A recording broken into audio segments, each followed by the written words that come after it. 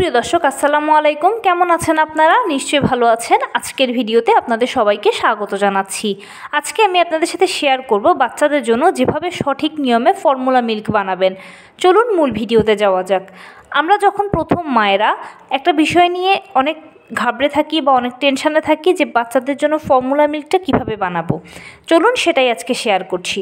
তবে তার আগে একটা কথা হচ্ছে, অবশ্যই বাচ্চাকে স্ট্রিক্টলি 2 বছর পর্যন্ত বুকের দুধ পান করাবেন, কারণ মায়ের বুকের দুধের বিকল্প কোনো কিছুই নেই।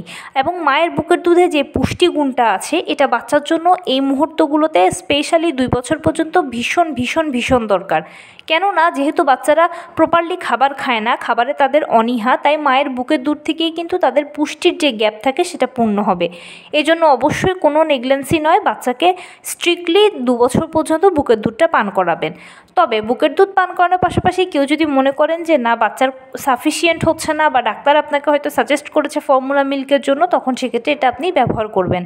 কোন ফর্মুলা মিল্কটা বাজারে কিনতে পেলে সবথেকে ভালো হবে সেটা আমার চ্যানেলে আমি ভিডিও দিয়েছি, চাইলে দেখে নিতে পারেন। আজকে শুধু ফর্মুলা মিল্ক বানানোর পদ্ধতিটা বলছি আমি।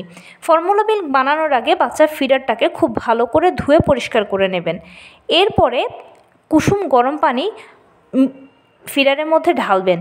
গরম পানিটা এরকম হবে যেন আপনি হাত ডোবালে আপনার হাতে একেবারে খুব বেশি উষ্ণতা না লাগে, খুব বেশি এটা ঠান্ডাও হবে না, আবার খুব বেশি এটা উষ্ণও হবে না, ওই মেজারমেন্টে পানিটা রাখবেন।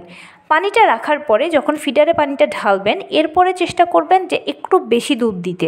যেমন আপনি যদি 100 ml এর মধ্যে 3 চামচ দুধ দেন, একটু উঁচু উঁচু করে দুধ দেন, তখন সেক্ষেত্রে কী হবে, তখন সেক্ষেত্রে বাচ্চার দুধটা একটু মোটা হবে, মানে একটু ঘন হবে দুধটা। আর ঘন দুধটা খেতে তো অবশ্যই মজা বেশি, তখন বাচ্চারা মজা করে করে খাবে। আর তাছাড়া তার থেকে যদি একটু কমও পানিটা নেন আপনি, তখনও সেক্ষেত্রে চেষ্টা করবেন একটু দুধটা বাড়িয়ে দিতে, তাহলে বাচ্চা খেতে খুব মজা পাবে ও আরাম করে খাবে।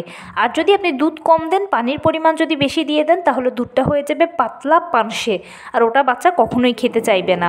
ফর্মুলা মিল্কের ক্ষেত্রে একটা সচেতনতা হচ্ছে, অবশ্যই ফর্মুলা মিল্ক বানিয়ে সঙ্গে সঙ্গে খাওয়ানোর চেষ্টা করবেন। বাচ্চা যতটুকু উইলিংলি আনন্দ চিত্তে খায় ততটুকু খাওয়াবেন, বাকিটা ফেলে দিবেন। আর যদি মনে করেন যে না, এখন বানিয়ে রেখে দিয়েছি পরে আবার খাওয়াবো, এই কাজটা করা উচিত নয়। যতবারই বাচ্চাকে খাওয়াবেন ততবারই নতুন নতুন বানিয়ে খাওয়াবেন। এতে কি হবে, বাচ্চা একেবারে ফ্রেশ খাবারটা পাবে, যেহেতু বাচ্চাদের জন্য বাসি পচা জিনিস একদম ভালো নয়।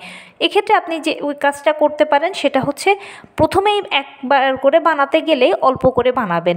এতে কি হবে, যেন বাচ্চা প্রপারলি খেতে পারে। 2-1 বার খাওয়াতে খাওয়াতে আপনি নিজে আইডিয়া পেয়ে যাবেন যে আমার বাচ্চা একবেলা বা একবারে কত ml খেতে চাচ্ছে বা কতটুকু খেতে পারছে। ওই মতে আপনি বাচ্চার জন্য বানাবেন, তাহলে বাচ্চা প্রতিবারই নতুন নতুন খাবারটা পাবে আর খাবার নষ্টও হবে না। তো এই ছিল আজকের ভিডিও।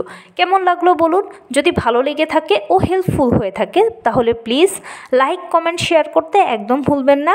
আর সেই সাথে আমার চ্যানেলটিকে সাবস্ক্রাইব করার বিনীত অনুরোধ রইল। পাশে থাকা বেল আইকনটি ক্লিক করে দেবেন, যেন আমি ভিডিও আপলোড করার সাথে সাথে আপনারা নোটিফিকেশান পেয়ে যান। যদি কোনো প্রশ্ন থাকে কমেন্টসে জানাবেন, আমি রিপ্লাই দেব।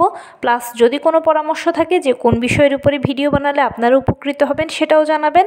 আমি আপনাদের পছন্দের সর্বোচ্চ প্রায়োরিটি দেব। ভালো থাকবেন, সুস্থ থাকবেন। আসসালামু আলাইকুম।